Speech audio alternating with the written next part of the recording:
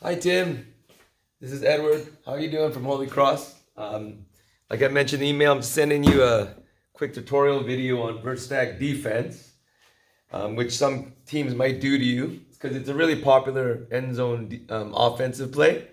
So like I said, I'm just going to show you the defensive part. You're going to look at the red. The red players are the defense, green is the offense. So I have it set up in a typical three handler set with four cutters.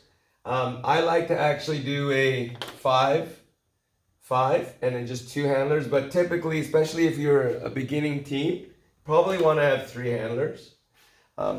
So I'll just set it up like a three handler stack.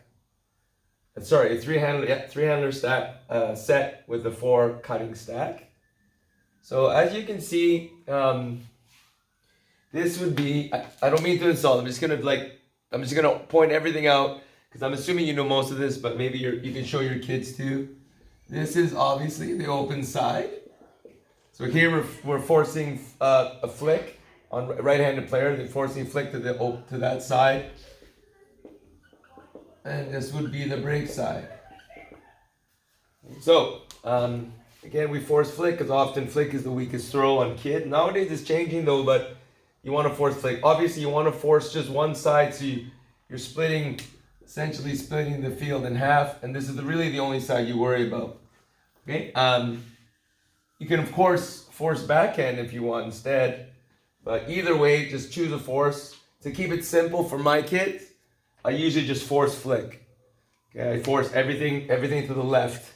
If you're a cutting defender, everything's gonna be on the left, forcing that way. So as you can tell, because it's the open side,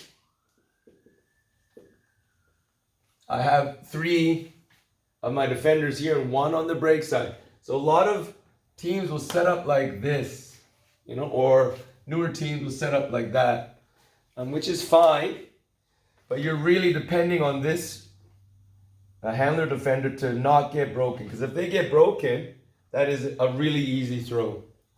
Okay, so that's why you see this one defender on the break side. Okay, you see this one defender on the break side.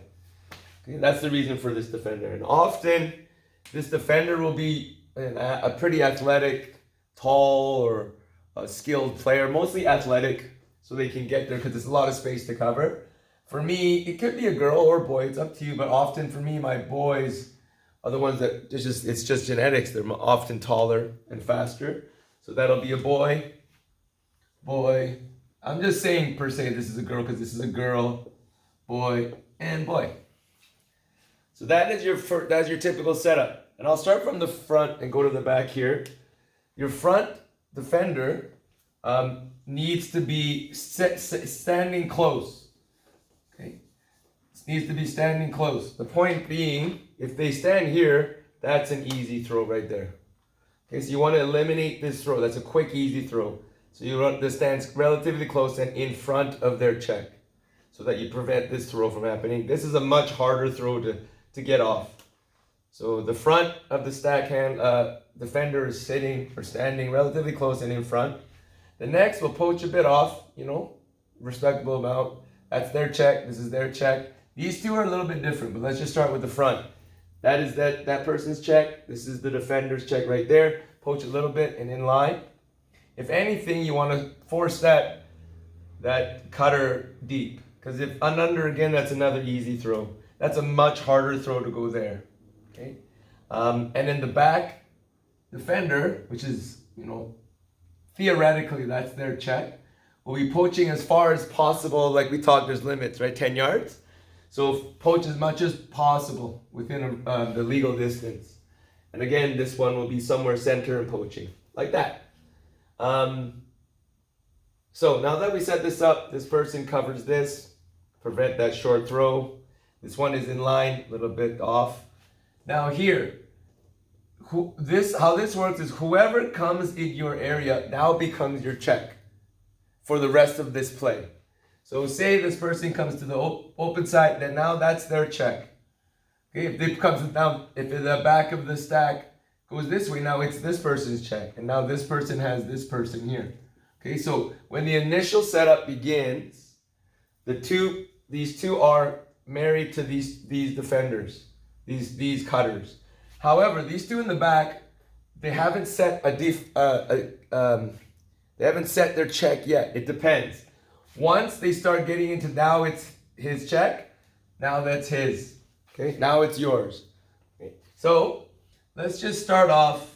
Again, hopefully you got the setup. Number one is the setup. This is the setup. Hopefully it makes sense.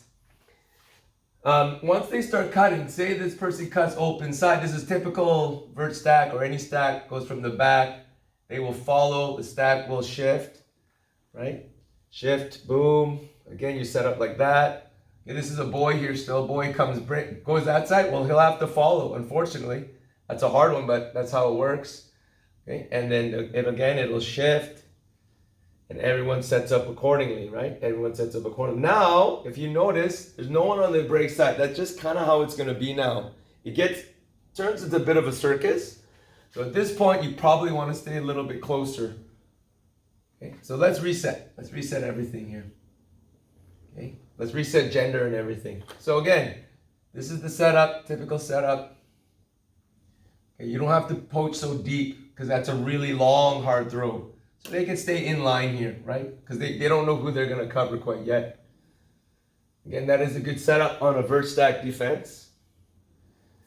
Say this person, so technically this person is supposed to check that, but the minute this person now, this is their check, okay? And then this is gonna shift down, they'll come in, boom. And the next will go probably open side, right? Shift again, boom. And they might try and fool you, go break side. Now you gotta stay close, okay? Now you gotta stay close, unfortunately, right? And hopefully they'll stall out. They'll have to swing the disc or something, right? And then boom. Follow to the break side, we'll shift again, right? We'll shift again, boom, stop that throw, right? If you want, you could cheat like that in the center to stop that, okay? But that's how it is. There you go, okay? Again, you really want to just worry about the initial setup. The initial setup looks like this. This prevents any easy break side throws, right? You have one defender, often athletic, tallish, a good defender anyway, a strong defender, right? So you're welcome to show your kids this too. That is how you set up. And after that, it just kind of becomes a free-for-all. Okay? And if you want a quick tutorial on reset, so the good way to cover these reset handlers, a lot of newer teams will try to defend that way, like this. Okay, that's not a good idea because they'll just burn by you and that's an easy score. Or they'll burn on this way, easy score. So how you want to teach your kids is you actually want to poach off and create a kind of triangle. This is how you want to defend. Okay, as a reset handler, you want to defend like that. So the reason being, this will stop this upline here. You want to stop those. If they go backwards, they go backwards. But the last thing you want to give them is an easy upline throw. Okay, so here on the break side, if you're standing really close, he'll just burn by you, break, boom, right? So as a reset defender, you want to create that triangle shape. All right, there you go, Tim. Hopefully that helps. Good luck at provincials, and I'll hopefully see you there. Bye.